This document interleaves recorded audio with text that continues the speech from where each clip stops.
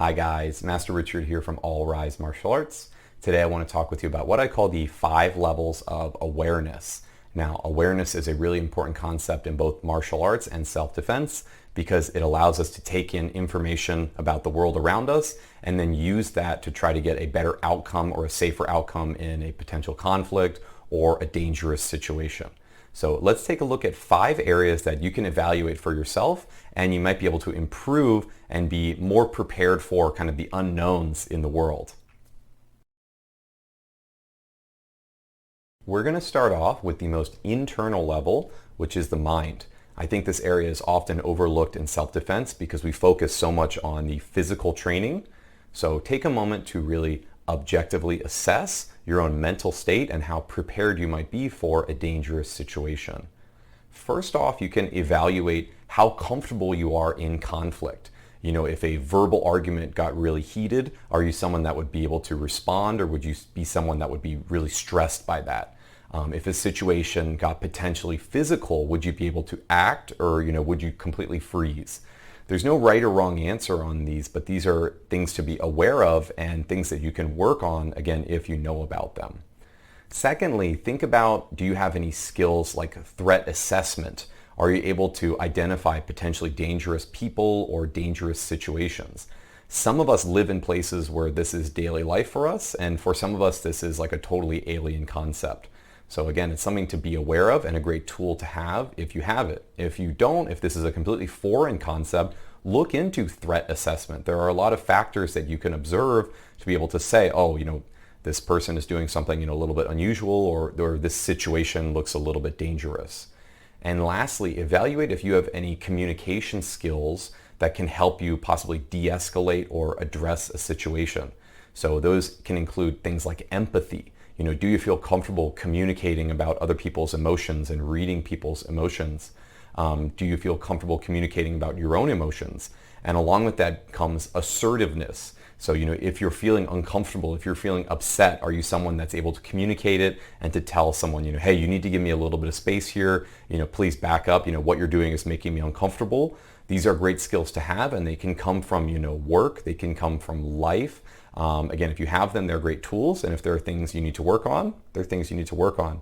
So that is our first level, is the mind. Next up, we're going to talk about your body. Now, this is a great tool that hopefully you have with you 24/7, but there are different factors that may affect how you can effectively use your body. So try to evaluate your current physical condition. Are you able to run effectively if you needed to? Are you able to fight effectively if you needed to? Things that might change this include things like injuries, pre-existing medical conditions. If you're really fatigued, if you just got off of an 18-hour shift at work, these are things to be aware of. Other factors might be things like medication or substances that might affect your coordination. So what is your current body state is very important. Along with that goes your body language. So, what is your posture like? Are you someone that is able to walk with confidence, or someone that looks a little bit more timid? Predators typically pick out people that look, a little bit more timid, a little bit more fearful. So, you can ask your friends, ask your family, you can even film yourself, see what kind of body language you portray. And lastly, think about your physical abilities, literally your strengths. Are you someone that can run really fast? Are you someone that has, fighting experience, boxing experience, or wrestling experience? These are all skills that you could use potentially if you're aware of them, and then they'll be there for you in a dangerous situation. So that is level 2, which is your body. And moving on to level 3, we're going to talk about your everyday carry items. These are your personal belongings that you have with you on a regular basis. Things like your clothing, your bags, your keys. And these types of items can be helpful to you in an emergency, but they can also potentially be harmful to you in an emergency. So things that might have a negative impact on you are items like flashy clothing or jewelry that might attract unwanted attention. They can also be things like shoes or clothing that limit or impede your ability to move or to fight. So things that can be helpful to you are traditional self-defense items that we think of, like pepper spray or force multipliers.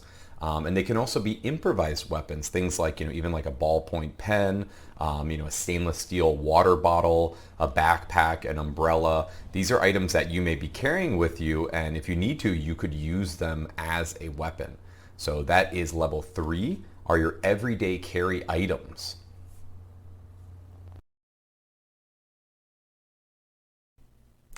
Level 4 is going to be our home, our work, and our vehicle. And these are what I consider to be your common controlled environments. These are some settings that at least you have some control over. So one thing I want to evaluate with these places are entrances and exits. So you should be thinking, in case of an emergency, are your exits clearly labeled? Do you have a plan of action, in case of a fire or an earthquake? Can you get your family or your coworkers out of this environment safely? And then also thinking about entrances, how easy would it be for someone to enter into this environment? Could someone get into your apartment building easily? Could someone get into your home easily? Same for your work, same for your school. What is the security setup there? And, is it something that you can improve if you needed to? Along with our environments, we should consider the items within them. So do you have, possibly weapons at these locations, or at least improvised weapons that you might be able to use? And then with that too, we can consider emergency supplies. So what kind of items could you use, again, in case of emergency, things like a first aid kit, emergency water, a flashlight, even a fire extinguisher, things like this. And especially, in your car, tools that you would need to possibly repair or maintain your car if you needed to. So these places you have some control over. You should be aware of what's in them, what can you use them for, and possible, again, escape routes or entry points to these places.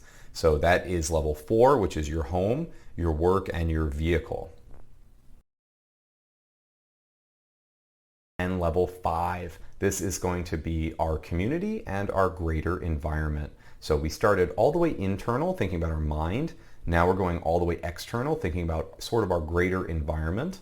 I consider these to be the people and places that I interact with that I don't have so much control over. So you might not always get to pick, who you ride the bus with, or who you walk down the street near, or, what the political climate in your area might be. But these are things that you should be aware of so that you can react accordingly. So start with just thinking about your local neighborhood and even your commute, if you have to travel to work or to school on a regular basis. Is your neighborhood safe? Do you feel safe on your commute? Do you ever have to travel alone? Do you ever have to travel at night? Do you ever have to travel through isolated areas? These are all things that might be considered risky depending, again, where you live or where you're commuting through. After that, think about maybe the local, state, national politics. What's going on in your area? Is there civil unrest? Are there riots? Are there protests? These are important things to be aware of.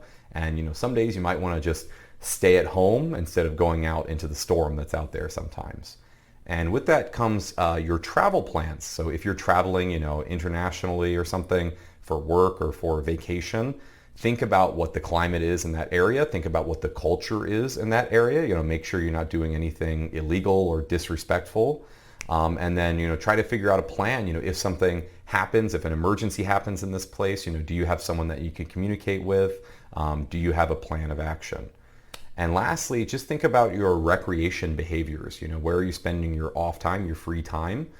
Entertainment venues, places like bars and clubs where people might be getting intoxicated, means people might be getting unstable. And so it's important to get a good sense of the vibe in these areas, to have friends and a support network that you can rely on in these places if you need to. And so these are things to consider, again, with your community and sort of your greater environment. And those are our 5 levels of awareness. I hope you enjoyed this. I hope you learned something. And when you hear the term awareness, especially in the context of self-defense, I hope you have some more specific things that you might be focusing on, again, to keep yourself prepared for, the unknown things that happen in the world out there. If you enjoyed this video, definitely hit like and subscribe below, and check us out at allrisema.com. I'm Master Richard, and have a great day.